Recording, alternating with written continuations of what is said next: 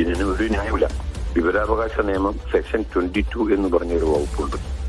ആ വകുപ്പിൽ പറയുന്നത് മറ്റേതൊരു നിയമത്തിലും, അതായത് ഒഫീഷ്യൽ സീക്രട്സ് ആക്ടിലടക്കം പുറത്തു പറയാൻ പാടില്ല എന്ന് പറഞ്ഞ ഒരു വിവരം വിവരാവകാശ നിയമം കൊടുക്കേണ്ടതാണ്, കൊടുക്കാൻ ബാധ്യസ്ഥരാണ് എന്ന് വന്നാൽ കൊടുക്കണമെന്നാണ്. ഈ റിപ്പോർട്ട് എന്ന് പറയുന്നത് ഇവർക്ക് നിഷേധിക്കാൻ ഒരു കാരണവുമില്ല. കാരണം അത് കോടതിയിൽ എത്തിക്കഴിഞ്ഞു. കോടതിയിൽ ഇപ്പോൾ സംസാരിച്ച പരാതിക്കാരൻ ഒരു ഹർജി കൊടുത്താൽ അതിന്റെ കോപ്പി അദ്ദേഹത്തിന് കിട്ടും.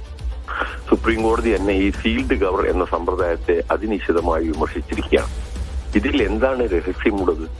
മിനിഞ്ഞാന്ന് തിരുവനന്തപുരം വിജിലൻസ് കോടതി പുറപ്പെടുവിച്ച ഉത്തരവിൽ എല്ലാ കാര്യങ്ങളും സവിസ്തരം വിശദീകരിച്ചിട്ടുണ്ട്.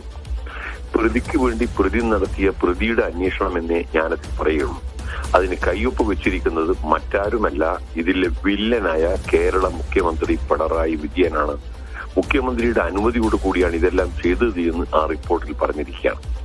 ഒരു അനധികൃത സ്വത്ത് സമ്പാദനം എന്ന് പറയുന്നത് ഒരു ടെക്നിക്കൽ ഒഫൻസ് ആണ്. ഞാൻ ഇന്നലെ ഒരു ചാനൽ ചർച്ചയിൽ പറഞ്ഞതാണ്. എന്താണ് ചെക്ക് പീരീഡ് നിശ്ചയിക്കണം? ഈ കേസിൽ ചെക്ക് പീരീഡ് നിശ്ചയിച്ചിട്ടില്ല. പിന്നെ പരമപ്രധാനമായി അന്വേഷിക്കേണ്ടത് എന്താണ്? ആ ചെക്ക് പീരീഡ് തുടങ്ങുന്ന ദിവസം ഈ സസ്പെക്ട് ഉദ്യോഗസ്ഥന്റെ അസറ്റ്സ് എന്താണ്? ഈ ചെക്ക് പീരീഡ് അവസാനിക്കുന്ന അവസരത്തിൽ അയാളുടെ അസറ്റ്സ് എന്താണ്? അയാൾ ചെക്ക് പീരീഡ് ആരംഭിക്കുന്ന അവസരത്തിൽ അയാളുടെ ബാധ്യതകൾ എന്താണ്?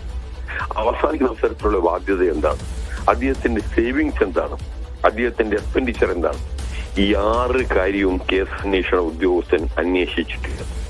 കേരള വിജിലൻസിന് അറിയാവുന്നവരല്ല എന്ന് ആർക്കും പറയാൻ കഴിയില്ല. കേരളത്തിലെ വിജിലൻസ് ഉദ്യോഗസ്ഥന്മാർ മുഴുവൻ ഇന്റഗ്രിറ്റിയുള്ള നല്ല കഴിവും പ്രാപ്തിയുള്ള ഉദ്യോഗസ്ഥന്മാരാണ്. പക്ഷേ അഴിമതിക്കാർക്ക് കൂട്ടുനിൽക്കുന്ന ഒരു ഭരണകൂടം അവരെ കൈബന്ധസ്ഥരാക്കിയതാണ്. ഒരു കേസ് അന്വേഷണം നടത്തുമ്പോൾ പ്രിലിമിനറി എൻക്വയറി എന്ന് പറയുന്നത് അന്വേഷണത്തിന്റെ ഭാഗം തന്നെയാണ്. കോടതിക്ക് പോലും അതിൽ ഇടപെടാൻ പരിമിതികളുണ്ട്. കോടതി എന്ന് പറഞ്ഞാൽ വിചാരണ കോടതി മാത്രമല്ല, ഹൈക്കോടതി, സുപ്രീം കോടതിക്ക് പോലും ഒരു കേസ് അന്വേഷണ ഘട്ടത്തിൽ ഇടപെടുന്നതിന് പരിമിതികളുണ്ട് എന്ന് സുപ്രീം കോടതി നിശ്ചയിച്ചതാണ്. അവിടെയാണ് ഒരു അന്വേഷണ മേലുദ്യോഗസ്ഥന്റെ വേഷത്തിൽ മുഖ്യമന്ത്രി കേസ് പരിശോധിച്ച് ഈ ഉദ്യോഗസ്ഥ നിരവധി ആക്കാൻ വേണ്ടി ക്ലീൻ ചിറ്റ് കൊടുക്കാൻ അതിൽ അംഗീകാരം നൽകിയിരിക്കുന്നു എന്ന് റിപ്പോർട്ടിൽ ശരിവെച്ചിരിക്കുന്നത്. ഇതിൽ അബറ്റ്മെന്റിന് മുഖ്യമന്ത്രിക്കെതിരെ കേസെടുക്കണം എന്നാണ് ഞാൻ പറയുന്നത്.